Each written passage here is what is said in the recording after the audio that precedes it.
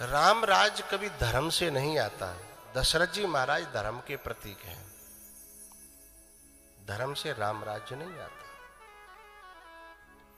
तो राम राज्य को कोई धर्मात्मा नहीं ला सकता। बोले तो राम राज्य को कोई भरत जैसा महात्मा ही ला सकता है। आजकल लोग कहते हैं ना कि अरे बताओ सन्यासी चुनाव लड़ने लगे, महात्मा जी ने तो भजन करना चाहिए हैं। जिन्हें कहा जरूरत पर चुनाव लड़वे की, जब जिन गेरुआ के कपड़ा पहन ले भाई, यदि हम लोग यदि समाज में शांति ला पाते तो सचमुच उनकी जरूरत नहीं पड़ती है, लेकिन हम लोग नहीं कर पाए। अच्छा, गेरुआ वस्त्रों में तो पहले से भी राज्य होता चला आया है। भरत जी महाराज ने गेरुआ वस्त्र में ही नंदीग्राम में रह करके, जो कल का टूर बनेगा, वहां रह करके और 14 वर्ष जब संत राज्य हुआ, उसके बाद में तब जाके राम वापस आए और राम राज्य हुआ। गुरु के चरणों में जब हम गुरु मंत्र लें, उस दिन समझें कि अब इस पे राज्य दुनिया का नहीं। मैं अपने बच्चों से और बच्चियों से, नई उम्र वालों से कहना चाहता हूं, ये बड़ी कीमती अयोध्या है। इनमें लफंगों को मत बसाना, चाहे वो लड़की हो चाहे वो लड़का हो। ये बड़ा कीमती है। ये खरदूषणों को बसाने के लिए थोड़ी है। जहां राम बैठना चाहिए है, वहां यदि हमने कोई खरदूषण बैठा दिया तो क्या होगा? बर्बाद हो जाएंगे, है ना। तो जब संत का राज्य हमारे हृदय पर होगा तो फिर वहां राम राज्य अपने आप, संत ही राम का राज्य कर सकता है। दशरथ नहीं कर सकते, क्योंकि धर्म जो है ना, वो धर्म से दो चीजें मिलती हैं। क्या? धर्म से भोग भी मिलते हैं और धर्म से योग भी मिलता है, वैराग भी मिलता है। तिम सुख संपत्ति बिनहि बुलाए और धर्मशील पहि जाए सुभाए। सुख संपत्ति माने भौतिकता आ गई। हाँ या ना? मूड हलाओ करो तो बात समझ में आ रही हो तो। ये भौतिकता आ गई। इसका मतलब धर्म से भौतिकता मिलती है, लेकिन धर्म से वैराग्य भी मिलता है। धर्म से वैराग्य भी मिलता है।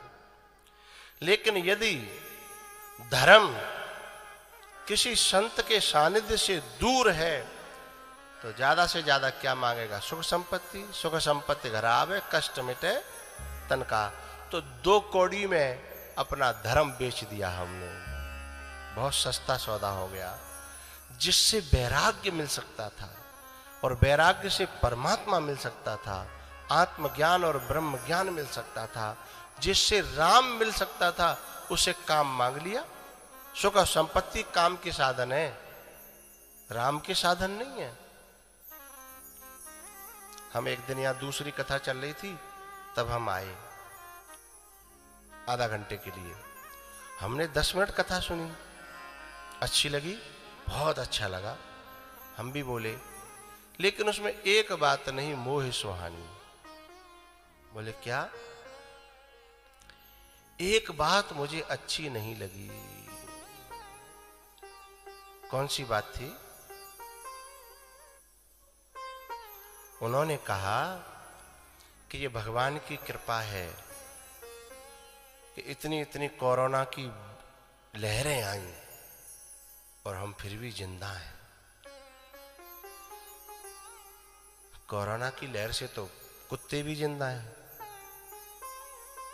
सूअर भी जिंदा हैं। यदि केवल जिंदा रहने को, इस तन के ही केवल सुख, शांति, जीवन मरण को हम कृपा मान लें तो जादना हमें मर गए, तादना हम पे कृपा नहीं रहेगी है। कृपा को इतनी छोटी मत बनाना कि हम बच गए तो कृपा और मर गए तो कृपा नहीं, हमारा हाथ टूट गया तो कृपा नहीं, कृपा नहीं है, हाथ तो नहीं टूटे तो कृपा है। इन चीजों से कृपाओं को जोड़ोगे तो कृपा तो बेचारी बाकी छिछाली इधर रह जाएगी, तो नेक देर में लगन लगेगी अब कृपा है गई है। कुछ तो इससे भी नीचे उतार लेते कृपा को है। भंडारे में सबसे पहले पूड़ी मिल गई, सब्जी मिल गई, क्या कृपा है भगवान की। क्या कहो तो कल नहीं मिली तो कृपा को सुपड़ा सब। अरे इतनी सस्ती कृपा बना रहे हो और कृपा से इन कामों को कर रहे हो, टुच्चे मुच्चे काम नहीं। हमारे जीवन में कितना संतत्व आया, हमारे जीवन में कितना पुरुषत्व आया, कितना सत्यत्व आया, कितना रामत्व आया। हमारा अंतःकरण कितना पवित्र हो गया, हमारा सत्संग में कितना मन लगने लगा, हमारी कितनी मात्रा में संत चरण में रति है, गति है, मति है, कितनी मात्रा में, और कितनी मात्रा में संशय कम हुए। ये भगवान की कृपा की निशानी है।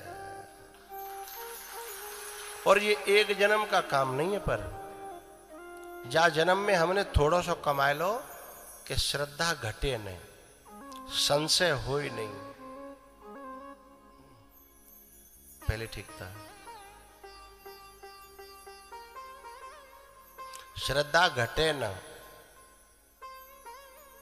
लेकिन भैयाओ, अयोध्या वासियों में हमारे भीतर जितने बरकर हैं ना, वे सब चाहते तो राम राज्य हैं, लेकिन राम राज्य धर्म के बल पर केवल चाहते हैं, ऐसा नहीं हो पाएगा। तो बोले पहले भरत का राज्य हो जाए, ठीक है। भरत है प्रेम, राम का चलता फिरता प्रेम।